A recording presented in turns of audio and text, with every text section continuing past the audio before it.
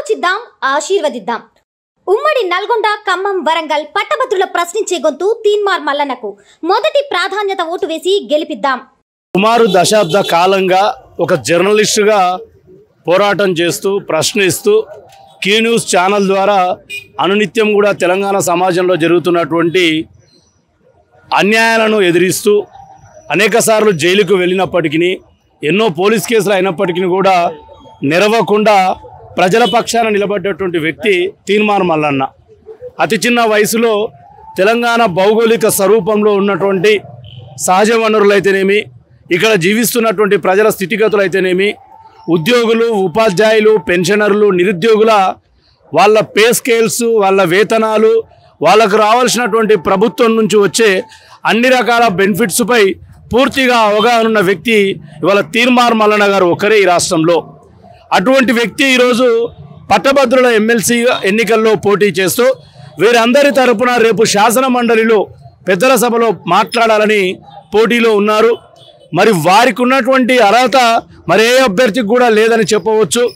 కాబట్టి వారికి ఉన్నటువంటి అర్హతతో పాటు ఇవాళ కాంగ్రెస్ పార్టీ అంటే ప్రభుత్వంగా ఉన్నటువంటి కాంగ్రెస్ పార్టీ ఈ సమస్యలన్నింటినీ పరిష్కరించే పెన్ పవర్ ఉన్న అధికార పార్టీ ఈరోజు మల్లన్న గారిని నిల్చోబెట్టింది.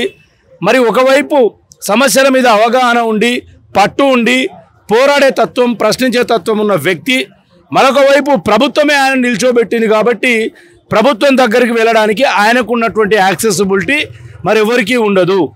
కాబట్టి అటువంటి వ్యక్తి ఈరోజు కరోనా సమయంలో కేంద్ర ప్రభుత్వం మోడీ గారు ఆ రోజు డిఏలు ఆపితే ప్రశ్నించినటువంటి వ్యక్తి. ఇక్కడ ఉన్నటువంటి కేసీఆర్ గారు సగం జీతం ఇస్తే ఎందుకు సగం జీతం ఇస్తున్నావు, ఆర్థికంగా బలమైన రాష్ట్రం అని చెప్పుకుంటూనే అని ప్రశ్నించిన వ్యక్తి. అదేవిధంగా పెన్షనర్లకు క్వాంటమ్ ఆఫ్ ఇన్సెంటివ్ ఇవ్వాలి, 70 సంవత్సరాలు పైబడ్డ వాళ్ళు అనేక ఖర్చులు మెడిసిన్తో ఇబ్బంది పడుతున్నారని 2021 పిఆర్సీలో క్వాంటమ్ ఆఫ్ ఇన్సెంటివ్ ఇవ్వడానికి ప్రధానమైన కారణం తీన్మార్ మల్లన్న గారు.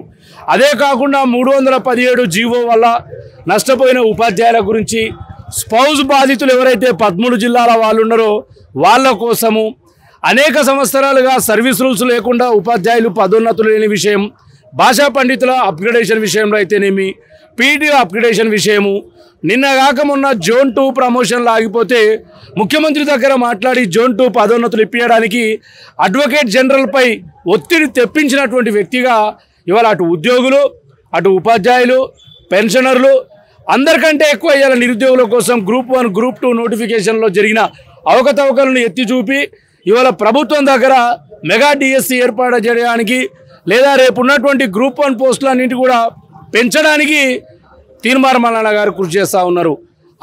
అహర్నిశలు నిరుద్యోగుల కోసం, ఉద్యోగ ఉపాధ్యాయ పెన్షనర్ల కోసం, తెలంగాణ సమాజం కోసం, తెలంగాణలో అన్యాయం జరిగిన ప్రతి వ్యక్తికి బాసటగా నిలబడడం కోసం ప్రయత్నిస్తున్న ఏకైక వ్యక్తి తీన్మార్ మల్లన్న గారు. కాబట్టి మా PRTU తెలంగాణ ఉపాధ్యాయ సంఘం సంపూర్ణంగా ఈ 11 జిల్లాల్లో ఆయన కోసం పనిచేస్తూ ఉంది.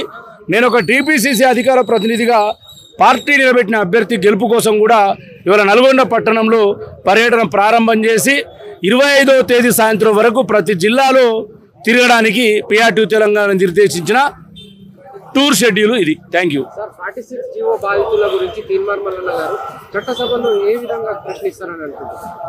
తీన్మార్ మల్లన్న గారు 11 నెలల కిందట అంటే 2023 ఏప్రిల్ 4వ తారీఖు నాడు 46 జీవో వచ్చింది. ఆ జీవో వచ్చిన నాడు సాయంత్రమే తీన్మార్ మల్లన్న గారు తన క్యూ న్యూస్ ద్వారా అరే బాబు ఈ జీవో వల్ల గ్రామీణ ప్రాంతాల్లో ఉన్న యువతకు నష్టం జరుగుతుందని తెలంగాణ సమాజాన్ని జాగృతం చేసినటువంటి వ్యక్తి. అంతేకాకుండా ఈ 10 నెలల సమయంలో కూడా అనేక ఉద్యమాలు చేసి తన ఛానల్ ద్వారా 46 జీవోల నష్టపోయినటువంటి ప్రాంతాల ప్రజలను కూడా అవేర్నెస్ చేసినటువంటి వ్యక్తి తీన్మార్ మల్లన్న గారు. వారి కృషి వల్ల కాంగ్రెస్ పార్టీ ఆల్రెడీ ప్రామిస్ చేయడం వల్ల ఇలా క్యాబినెట్ సబ్ కమిటీ ఏర్పాటు చేసి 60 రోజుల్లో దాని మీద నివేదిక అడిగినాం. డెఫినెట్లీ ఎన్నికల కోడ్ ఉన్నందువల్ల నిబంధనలు అడ్డొచ్చినాయి.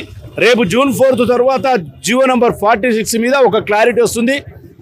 భవిష్యత్తులో ఎప్పుడు కూడా జీవో నంబర్ 46 ఇంప్లిమెంట్ చేయబడదు. ఒకవేళ ఇప్పటిదాకా రిక్రూట్ అయినటువంటి వాళ్ళకి ఏమైనా అనుమానాలు ఉంటే బ్యాక్లాగ్ పోస్టులుగా 4170 పోస్టులు ఏవైతే ఉన్నావో వాటిని జీవో నంబర్ 46 వల్ల నష్టపోయిన గ్రామీణ యువతకు ఇవ్వాలని ప్రభుత్వం ఆలోచన చేస్తుంది. ఈ ఆలోచన రావడానికి తీన్మార్ మల్లన్న గారే కారణం. రేపు తీన్మార్ మల్లన్న గారే ఆ ఆలోచనను అమలు చేయించే అవకాశం ఉంటుంది. సార్ ఇంకో క్వశ్చన్, కాంగ్రెస్ పార్టీలో లేనప్పుడు తీన్మార్ మల్లన్న క్వశ్చన్స్ రేస్ చేసేవారు. ఇప్పుడు కాంగ్రెస్ పార్టీలో జాయిన్ అయిన తర్వాత కాంగ్రెస్ పార్టీకి క్వశ్చన్ రేస్ చేయడంలో విఫలమవుతాడేమో అని ప్రజలు ఆలోచిస్తున్నారు. నిరుద్యోగులు కూడా అదే ప్రశ్న చెప్తున్నారు. వాళ్ళకే సమాధానం చెప్తారు. ఇప్పుడు తీన్మార్ మల్లన్న గారు తన సహజత్వాన్ని ఎక్కడ కోల్పోరు, నాకు ఆ భరోసా ఉంది. కాంగ్రెస్ పార్టీలో ఉన్నా ఏ పార్టీలో ఉన్నా ఆయన ప్రజల కోసం, ప్రజల నుంచి వచ్చినటువంటి విజ్ఞప్తులను ప్రభుత్వం ద్వారా పరిష్కరించడం కోసం అహర్నిశలు పనిచేస్తాడు. ఆయన కాంగ్రెస్ పార్టీలో చేరిండు. కాంగ్రెస్ పార్టీ కూడా ఆయన చేర్చుకున్నది. ఎందుకు చేర్చుకున్నది? నీలాంటి ప్రశ్నించే వ్యక్తి, ప్రజలలో ర్యాపో ఉన్న వ్యక్తి, ప్రజల సమస్యల మీద అవగాహన ఉన్న వ్యక్తి రేపు చట్టసభలలోకి పంపిస్తే మాకు సూచనలు ఇస్తామనే పంపించింది. నిజంగానే ప్రశ్నించే వ్యక్తిని మేము చట్టసభలోకి ఎందుకు పంపిస్తాం? మాకు తలనొప్పి ఉంటుంది కదా.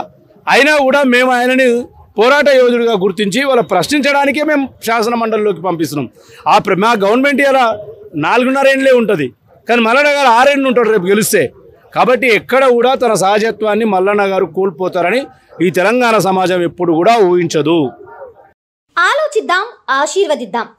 ఉమ్మడి నల్గొండ, ఖమ్మం, వరంగల్ పట్టభద్రుల ప్రశ్నించే గొంతు తీన్మార్ మల్లన్నకు మొదటి ప్రాధాన్యత ఓటు వేసి గెలిపిద్దాం.